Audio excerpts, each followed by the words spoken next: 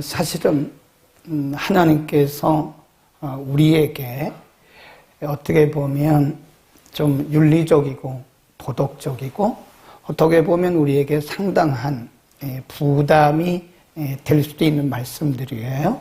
근데 사실은 이런 말씀들은 우리에게 부담을 주기 위한 것이 아니라 하나님께서 예비하신 은혜 그리고 지혜, 총명 이런 것들을 더 많이 받아서 누리게 하기 위한 것이다. 결코 우리가 이 말씀대로 살아서 손해날 게 아무것도 없죠. 이 말씀대로 살면 하나님 기뻐하시고 또 하나님께서 우리에게 예비하신 은혜를 우리가 풍성히 누리는 거니까요. 오늘도 여러 가지 주제를 가지고 말씀하고 있는데 오늘 본문 말씀을 보면 이렇게 대조법을 쓰고 있어요. 의인은 이렇다. 그러나 악인은 이렇다. 악인은 이렇고 의인은 이렇다. 이건 이제 대조법이라고 이쪽과 이쪽을 대조해가면서 대조법을 쓰고 있는데 자 16절입니다. 11장 16절 한번 읽어봅니다. 시작. 유독한 여자는 총명을 얻고 근면한 남자는 재물을 얻느니라. 근데 이 번역이 조금 잘못됐어요. 그래서 제가 영어 성경을 보니까 또 다르고 그래서 히브리어 성경을 보니까 또 다른 거예요. 그래서 우리가 사용하고 있는 번역이 개역 성경이라고 그래요. RSV라고 하는 개역 성경인데 그래서 원문의 성경을 보니까 전혀 다른 번역이에요. 그게 뭐라고 번역이 됐느냐? 이렇게 번역을 할 수 있습니다.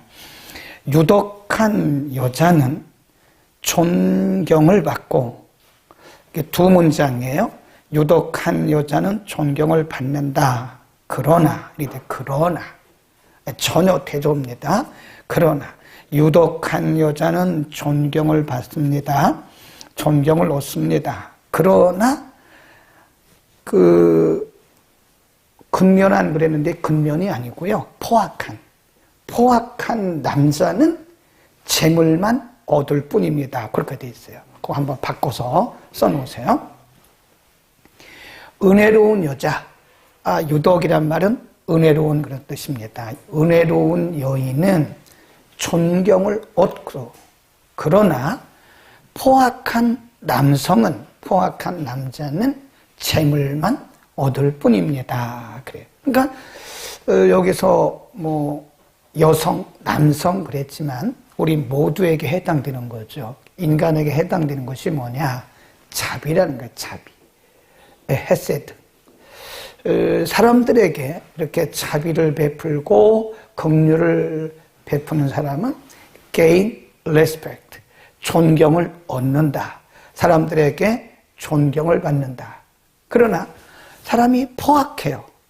사람에 대해서 이렇게 자비롭지도 못하고 긍휼을 베풀지도 아니하고 자기 중심적이고 이런 사람들은 오직 뭐만 얻어요? 재물. 그러니까 사람이 재물만 얻어도 되는 게 아니잖아요. 인간에게 필요한 것은 영예입니다. 영예가 필요한 거예요. 우리가 아무리 많은 재물을 얻었다 할지라도 우리가 이 땅에서 많은 부를 축적했다 해도 사람들에게 손가락질 당하고 사람들에게 소외되고 사람들의 어떤 그룹에 들어가지 못하고 인정받지 못한다면 정말 불행한 인생입니다. 그래서 인간에게 필요한 것이 뭐냐? 영예라는 거예요. 그 영예를 얻기 위해서는 어떻게 해야 돼요? 우리가 사람들에게 덕스럽게, 유덕이란 말은 좀 자비롭게, 좀 넓은 마음으로 대해야 된다. 그런 거죠. 그렇죠? 우리가 이렇게 보면 마음이 넓은 사람에게 사람이 꼬입니까? 아니면 마음이 딱 닫혀가지고 자기밖에 모르는 사람에게 사람이 꼬입니까? 사람이 꼬인다는 말은 몰려온다 이런 것이에요. 누구에게 사람이 몰려옵니까? 응? 사람은 사람 속에 살아야 돼요. 네, 사람은 사람 속에서 이렇게 서로 부딪혀가면서 살아야 그 인생이 사는 맛이 나는 거지. 아무리 대궐 같은 집을 짓고 혼자 거기서 산들 그게 무슨 인생입니까? 그게 무슨 사람 사는 맛이 있겠습니까? 그래서 하나님은 이렇게 우리에게 이런 말씀을 주시는 것은 유독한 여자가 존경을 받고 포악한 남자는 재물만, 그 본문에 그랬어요. only, 오직 재물만 얻을 뿐이라 이렇게 번역을 해놨어요. 그러니까 사람들에게 이렇게 마음을 열고 사는 사람은 사람들에게 존경을 받지만 사람들에게 다가가지 아니하고 마음을 닫고 사는 사람은 물질은 얻을지 모르지만 영예는 없다. 그래서 우리는 물질보다 중요한 게 뭐예요? 명예입니다. 사람들에게 존경받아야 돼요. 그렇죠? 아버지로서 존경받아야 돼요. 목사로서 존경받아야죠. 목사가 존경받지 못하면 사실 목회 못합니다. 네, 여러분이 장로님으로서 존경을 받아야 돼요. 권사님으로서 존경을 받아야 돼요. 교사들이 존경받아야 됩니다. 이 존경받지 못하면 사실 우리는 굉장히 불행한 삶을 살고 있는 것이다. 아무리 우리가 재물이 많아도 존경받지 못한다면 참 우리는 불행한 인생을 살고 있는 것이다. 그런 말씀입니다. 17절입니다. 17절. 인자한 자는, 여기도 인자는 헤세드입니다. 사람들에게 이렇게 자비를 베풀고, 그러니까 유독과 같은 거예요. 인자한 자는 자기 영혼을 이롭게 하고, 잔인한 자, 위에서 말한 근면한 자가 잔인한 자예요. 잔인한 자는 뭘 해롭게 한대요? 자기 몸, 자기의 몸을 해롭게 한다. 그래서 여기서 지금 이 성경은 이렇게 그 대조법을 쓰고 있죠. 대조. 그래서 헤세드, 자비를 품고 사람들에게 자비를 베푸는 사람은 영혼이 건강한 거예요. 그런데 사람들에게 포악을 행하면서 사는 사람들은 영혼뿐만 아니라 자기 몸도 상한다는 거죠. 그러니까 우리가 잠언에 보면 언어에 대한 말씀을 굉장히 많이 하거든요. 우리 입에서 불평하는 말, 남을 비난하는 말 하잖아요. 근데 사실은 그 불평과 비난과 그리고 남을 향해서 막 이렇게 뭐라 그럴까요? 상처를 주는 말을 할 때 사실은 누가 제일 먼저 상처를 받냐면 내 영혼이 먼저 상처를 받아요. 그거 알아야 됩니다. 그러니까 우리가 다른 사람을 향해서 막 비난하고 불평하고 불만족스러운 그런 말을 막 품어내잖아요. 그럼 사실은 제일 먼저 상처받는 것이 나의 영혼이에요. 그걸 모르더라고요. 반대로 우리가 감사의 말을 하고 또 용서하는 말을 하고 위로하는 말을 하고 사람들에게 격려하는 말을 하면요, 사실은 그 사람들이 먼저 은혜를 받는 것이 아니라 내 영이 먼저 건강해지는 거예요. 아멘. 그러니까 우리가 내가 살기 위해서도 우리는 사람들에게 은혜로운 말을 해야 돼요. 그럼 제일 먼저 내가 은혜를 받는, 내 영이 그런 말을 할 때 내 영이 먼저 은혜를 받고 내 영이 건강해지는 겁니다. 그러니까 우리 입에서 불평, 불만, 비방 이런 말을 하면 지금 누가 상하고 있는 거예요? 내 영혼, 육이 상하고, 몸도 상합니다. 몸. 우리의 몸도 상하는 것이다. 그래서 우리는 항상 하나님의 백성들로서 하나님께도 감사, 또 사람들에게도 감사, 이래도 감사, 저래도 감사, 그러니까 감사, 그래도 감사. 요즘에 보면 그런 거 있더라고요. 10매까지더라고요. 우리말이 참 아름다워요. 그런 거 보면. 네. 이래도 감사, 저래도 감사, 그러니까 감사, 그래도 감사, 그리 아니할지라도 감사, 그러나 감사, 그럼에도 불구하고 감사, 이런 것들이 굉장히 많더라고요. 그러니까 우리가 할 수 있는 대로 하나님 앞에 감사하고 이웃을 자꾸 칭찬해 줘 보세요. 그러면 이웃도 좋지만 내가 사는 거예요. 아멘. 그러니까 그 얘기입니다. 17절 말씀. 그 다음에 쭉 내려갑니다. 18절로 갑니다. 18절 시작. 악인의 삭은 허무하되 의를 뿌린 자의 상은 확실하니라. 악인의 삭, 그 다음에 의를 뿌린 자의 상, 이 상은 보상을 의미하죠. 예. 여기 삭시라고 하는 것은 결과를 얘기하는 거예요. 결과. 예. 악인들의 결과는 허무하다, 헛되다, 그런 뜻이에요. 악인들은 자기 나름대로의 생각, 그리고 자신의 어떤 경험, 이런 걸 가지고 자기 스스로가 뭔가를 하려고 하고 또 다른 사람들에게 해를 끼친다고요. 근데 그 삭시라고 하는 결과는 허무하다. 결국은 남는 게 아무것도 없는 거예요. 네. 열심히 하기는 했지만 그게 하나님의 방법도 아니고 사람들에게 해를 끼치고 이런 비정상적인 방법으로 열심히 수고를 했어요. 그런데 그 결과는 결국은 허무하더라. 남는 게 없더라. 그런 얘기고요. 그 다음에 의인이라고 하는 것은 공의를 얘기합니다. 공의. 공의를 행하는 사람의 결과는 상, 확실하다. 그 말이죠. 하나님께서 보상을 해주십니다. 의를 뿌린 자의 상, 보상은 의를 뿌린 자의 결과는 하나님께서 보장을 해주시기 때문에 확실하다. 그래. 갈라디아서 6장에 보면 사람이 무엇을 심든지 무엇을 뿌리든지 그대로 거둔다 그랬어요. 하나님은 우리에게 역사하실 때요, 특별한 경우에는 기적을 베푸십니다. 그런데 매번 기적이 나타나는 거 아니에요. 기적이라고 하는 거는 하나님의 특별 수단이에요. 하나님의 특별한 목적이 있을 때만 기적이 나타나는 거지. 그리고 다른 때는 어떻게 역사하시느냐? 상식이에요. 상식. 일반 상식을 통해서 하나님이 일을 하세요. 일반 상식이 뭐죠? 자연의 원리. 자연의 원리. 이걸 일반 은총이라고 그러는 거예요. 일반 은총. 하나님은 일반 은총을 통해서 일을 하시는 겁니다. 그러니까 우리가 심지도 않았는데 거두려고 하는 것은 하나님의 원칙을 우리가 반하고 있는 거예요. 아무것도 안 심고 맨날 먹고 놀고 펑펑 놀던 사람이 뭔가를 기대하면 그것은 하나님께서 정하신 법칙이 아니라는 거죠. 하나님의 창조 법칙에 어긋나는 거예요. 나는 매일 악한 말만 하고 다른 사람에게 해를 끼치면서 내가 어떤 선한 것을 기대하는 것도 그것도 아니죠. 악을 심으면 악을 거두는 거예요. 선을 심으면 선을 거두는 거예요. 그러니까 사람이 무엇을 심든지 자기가 심는 대로 거둔다고 그랬으니까 의를 심는 자들은 반드시 의의 열매를 거둔다. 그런 뜻입니다. 하나님께는요, 거저가 없어요. 거저. 제가 아는 분은요, 자기 집에 손님이 오잖아요. 그러면 그냥 안 보내요. 그냥 안 보내. 그리고 다른 사람의 집에 이렇게 방문을 할 때도 그냥 안 가더라고. 그러니까 잘 배워야 돼요. 여러분도 좀 배우세요.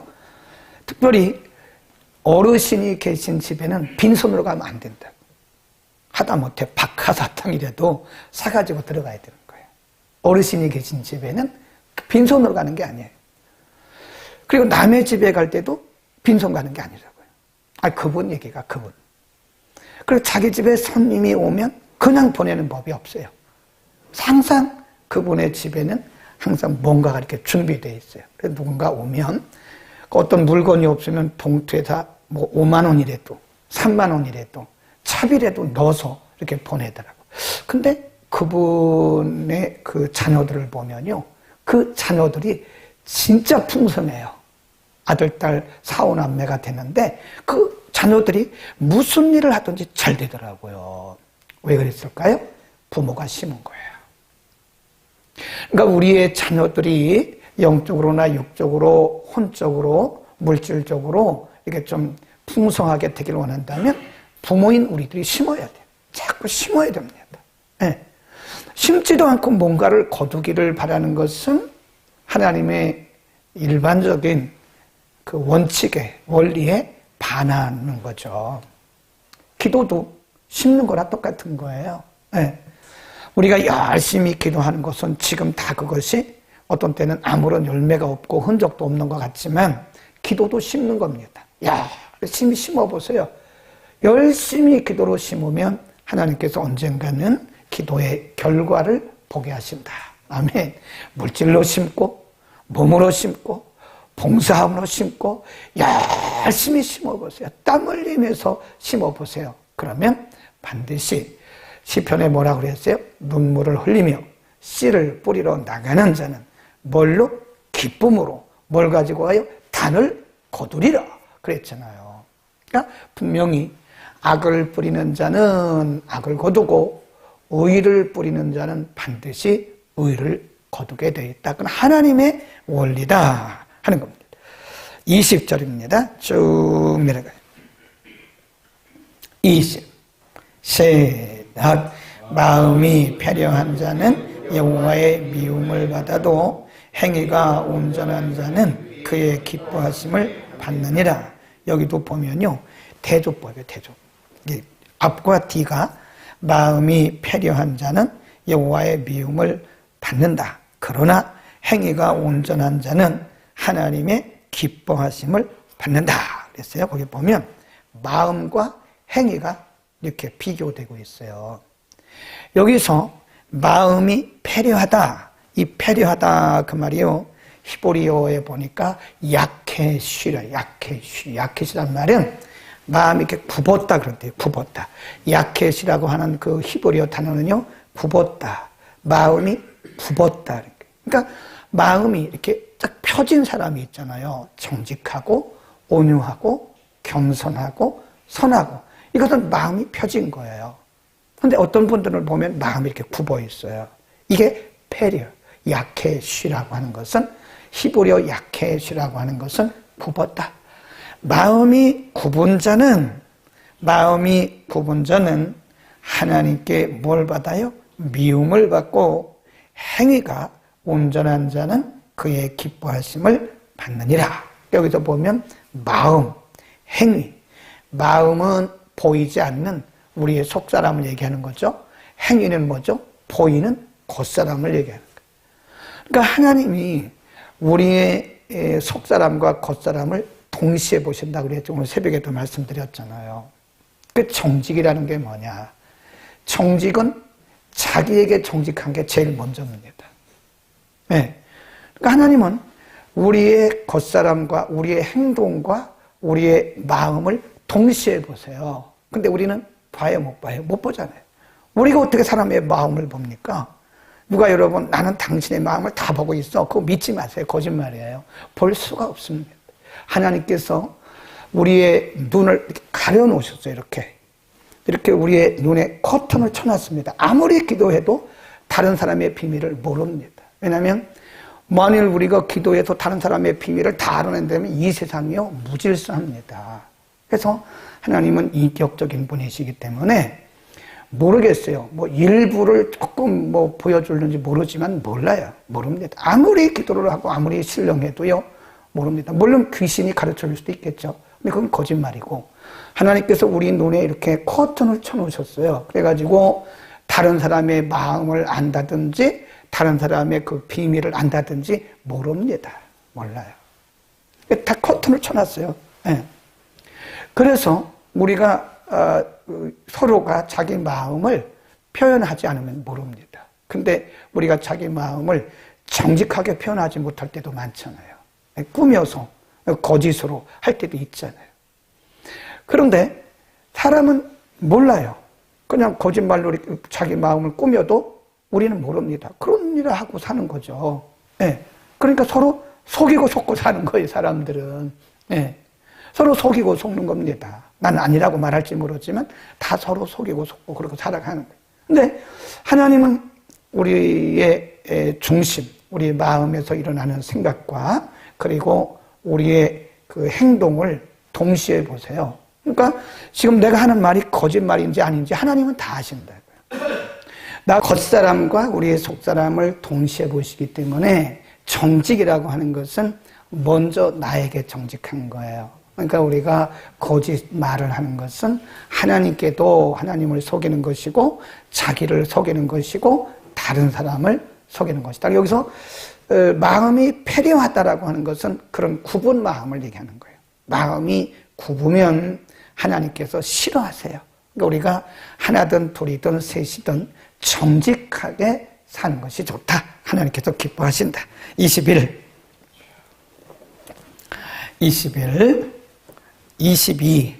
22절입니다. 시작. 아름다운 여인이 삼가지 아니하는 것은 마치 돼지 코에 금골이. 아니, 성경에 이런 말씀도 있다니까요. 네. 우아한 여인이, 그 말이에요. 아주 멋있게 생기고 아름답게 생긴 우아한 여인이 삼가지 아니하는 것은 그 뭐죠? 절제하지 않는 것은 뭐라고요? 돼지 코에 금고리 같다네요. 아니, 돼지도 이 코에다가 뭐 금고리 합니까? 이게 뭐죠? 모순이라는 거예요. 모순. 겉으로 볼 때는 굉장히 아름다워요. 우아해 보여요. 네, 우아하고 아름다워 보이는데 이렇게 보니까 행동도 절제가 없어요. 말도 절제가 없어요. 그건 마치 뭐가 같냐면 돼지 코에 금고리 같이 모순이라는 거예요. 아름답지 못하던. 그렇죠. 응?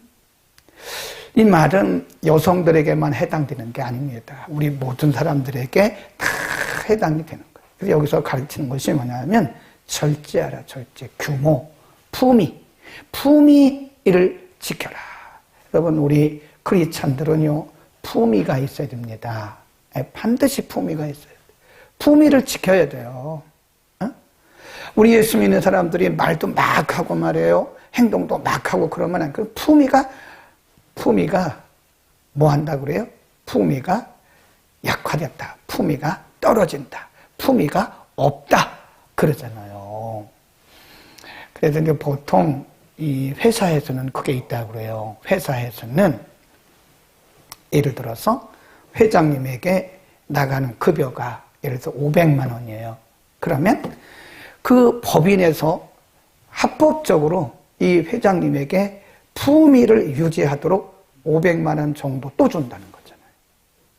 급여 플러스 그게 뭐냐면 품위 유지비. 그래요. 품위 유지비.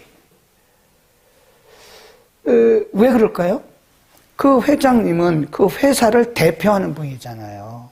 근데 회사를 대표하신 분이 어디 가가지고 좀 베풀고 남을 좀 사주고 저녁 한 끼라도 좀 사고 그래야 되는데 맨날 한 끼도 안 사주고 오도만 먹고 그러면 품위가 없잖아요. 그러니까 회장님은 회사를 대표하는 대표자이시니까 회사의 이미지를 위해서 품위 유지를 하라고 품위 유지비를 준다고 그러더라고요. 제가 들었어요. 그리고 그분에게는 차가 2대, 3대가 되더라고요. 그래서 물어봤어요. 아니, 어째서 차가 2대, 3대 되거든요. 법인에서 산 건데, 그래서 지역에서 활동할 때는 이 차를 타고 가고, 그 다음에 외부로 나가서 큰 이런 기업인들 만나서 미팅할 때는 또 이 차를 타고 가고, 왜 그런데? 그랬더니 회사의 이미지 때문에 그런 거라고. 안 믿는 사람들은 그들의 품위를 뭘 가지고 지금 만들어내고 있어요? 물질 가지고 만들어내는 거예요. 그러나 우리는 물질을 가지고 우리의 품위를 만들어낼 수가 없어요. 우리의 품위는, 크리스찬의 품위는 어디에서 나오는 거예요? 영성입니다. 영성. 우리의 깊은 영성이 우리 크리스찬의 품위를 드러내는 것이라고요. 우리가 깊이 기도하고 깊이 말씀 묵상하면 우리의 말이 달라져요. 말이. 우리의 사용하는 어휘가 달라집니다. 근데 우리 입에서 나가는 말들이 품위 없이 말이에요. 품위 없는 말 막 해버리고 사람들이 있으나 없으나 막 큰 소리로 지르고 그러면 안 된다니까요. 우리가 예를 들어서 전철을 탔다. 그러면 전철 안에서는 뭐 하지 말아야 돼요? 통하지 말아야 되죠. 그러니까 전철 타기 전에 무음으로 해놔야 돼요. 반드시 무음으로 해야 돼요. 예배 시간에도 무음으로 해놔야 돼요. 버스 안에서도 무음으로 하고 통하지 마세요. 버스 안에서 통화하면서 집사님 막 그런다고. 그러면 교회 품위가 완전히 땅에 떨어지는 거야. 예수쟁이들은 저렇게 공중 질서를 안 지키는구나. 응? 요즘 휴대폰 얼마나 좋아요. 전화가 막 울릴 때 밑에 보면요. 미리 다 써 있어요. 다음에 전화하겠습니다. 그렇게 눌러가지고 탁 하면 자동으로 문자가 가요. 그리고 내려서 통화를 해야지. 아니, 대중이 많은 곳에서, 집사님, 안녕하셨어요? 모르고, 우리 수요 예배 갑시다. 이러고 말이지. 그러면 사람들이 볼 때, 아이고, 이 예수 믿는 사람들 품위가 없구나. 그런 거예요. 있다니까요. 그 품위가 얼마나 떨어져요. 크리스찬의 품위가, 교회의 품위가 떨어지는 거죠. 가끔 보면 찬양대가 연습할 때요. 그 찬양대 연습은 반드시 문을 닫고 해야 된다니까요. 그리고 거기를 쳐야 돼. 그 중고등부 예배실도 마찬가지예요. 그쪽에 이중창으로 되어 있기는 하지만 반드시 이 동아파트 요지 1층, 2층하고 우리 3층하고 이렇게 맞닿아 있어요. 그러니까 지금은 다들 문을 닫았기 때문에 잘 모르지만 여름이 되면 다 문을 열어놓고 있다고요. 그러면 이 계속 그 일반 전화로 다 써 있잖아요. 거기 366-5114면 4770이라고 써 있잖아요. 이 창문에. 그러니까 계속 민원이 들어오는 거예요. 네. 아니, 왜 이 교회는 그렇게 큰 소리를 아침부터 지르고 그러냐고. 아, 죄송합니다. 조금 소리를 낮추겠습니다. 그리고 찬양대에게 제가 얘기를 해주고 한 두세 번 민원이 들어왔었어요. 그러니까 우리 학생부도 그 시간 9시 그때가 이른 아침이거든요. 그러니까 우리가 찬양하는 건 좋지만 그러나 우리도 품위가 있어야 될 거 아니에요. 기독교인들이 예배 드릴 때 막 남들에게 해를 끼쳐가면서 남들에게 그렇게 방해를 해가면서 우리는 은혜 받는다고 그러면 그게 품위가 없는 거잖아요. 그래서 우리는 모든 일에 있어서 믿는 자답게 품위가 있어야 되는 거예요. 그러니까 우리가 옷을 입는 것도요, 좀 품위 있게 입어야 됩니다. 옛날에 어떤 분을 보니까 70이 넘은 분인데요. 하얀 그 옷에다가 하얀 구두, 그 백구두를 신고 다니더라고요. 근데 사람들이 그분을 보면, 저분이 집사님이래. 그러면 그분을 볼 때, 일반적인 집사님들은 복장을 저렇게 하고 안 다니는데, 그런다고요. 그러니까 품위를 지킵시다. 그러니까 이 말씀을 잘 보셔야 돼요. 네, 그 말씀입니다. 아름다운 여인이 삼가지 아니하는 것은 마치 돼지코의 금고리 같으니라. 그 말은 품위를 지키고 우리가 절제를 해야 된다. 그러니까 절제 있는 삶을 살아. 그 다음에 24절입니다. 24절, 25절. 시작. 흩어 구제하여도 더욱 부하게 되는 일이 있나니 과도히 아껴도 가난하게 될 뿐이니라. 구제를 좋아하는 자는 풍족하여질 것이요 남을 윤택하게 하는 자는 윤택하여. 거기다 줄거놓으세요. 남을, 다른 사람들을 윤택하게 하는 사람은 윤택해진다. 그건 누가 하시는 거죠? 하나님이 갚아주시는 거예요. 흩어 구제를 해도 더욱 부하게 되지만 어떤 사람들은 계속 아껴요. 아끼는데도 물질이 안 모아지는 거예요. 그러니까 우리가 아끼는 거, 절약하는 건 좋지만 이렇게 다른 사람에게 돈 쓸 줄도 모르고 베풀 줄도 모르고 그렇게 아낀다고 해서 그것이 모아지는 게 아니라는 거예요. 흩어 구제하여도 내게 있는 것을 이렇게 흩어서 많은 사람들에게 나누어도 더욱 부하게 되는 경우가 있고 과도히 아낀다는 거예요. 뭐 구두쇠처럼 과도히 아껴요. 그렇게 아껴도 사실은 더 가난해지는 경우가 있다. 그러니까 물질의 주인은 하나님이시다는 거예요. 우리가 아낀다고 해서 부자 되는 게 아니고요. 우리가 남을 이렇게 가난한 자들을 돕고 흩어서 사람들에게 베푼다고 해서 또 우리가 가난해지는 것도 아니에요. 아낀다고 부자 되는 것도 아니고 또 나눠준다고 해서 우리가 가난해지는 게 아니라는 거예요. 그러니까 물질의 주인이 하나님이시기 때문에 하나님이 기뻐하시는 대로 우리가 이렇게 흘려보내야 돼요. 이걸 잘해야 됩니다. 우리는 우리에게 있는 지식도 흘려보내야 됩니다. 그 지식 내게 아니거든요. 우리에게 있는 은사, 재능, 그거 내게 아니거든요. 그 재능을 자꾸 이렇게 흘려보내야 됩니다. 그러면 하나님이 여기에 대해서 기뻐하시고 때로는 우리에게 필요한 것들을 공급해 주신다 하는 거죠. 다음에 신명기 15장으로 한번 가봅니다. 구제에 대해서 계속 말씀하고 있는데요. 신명기 15장으로 갑니다. 7절부터 봅니다. 7절 시작. 내 하나님 여호와께서 내게 주신 땅 어느 성읍에서든지 가난한 형제가 너와 함께 거하거든 그 가난한 형제에게 내 마음을 강팍해 하지 말며 내 손을 움켜쥐지 말라. 네, 움켜쥐지 말라는 거예요. 가난한 형제에게 베풀라는 거예요. 그 다음에 8절 반드시 내 손을 그에게 펴서 그 요구하는 대로 쓸 것을 넉넉히 구워주라. 10절 시작. 너는 반드시 그에게 구제할 것이요 구제할 때는 아끼는 마음을 품지 말 것이니라. 이로 인하여 내 하나님 여호와께서 내 범사와 내 손으로 하는 바에 내게 뭘 주신다요? 복을 주신다고 그러잖아요. 복을. 범사에 내 손으로 하는 모든 일에 하나님께서 복을 주신다고요. 뭘 하면?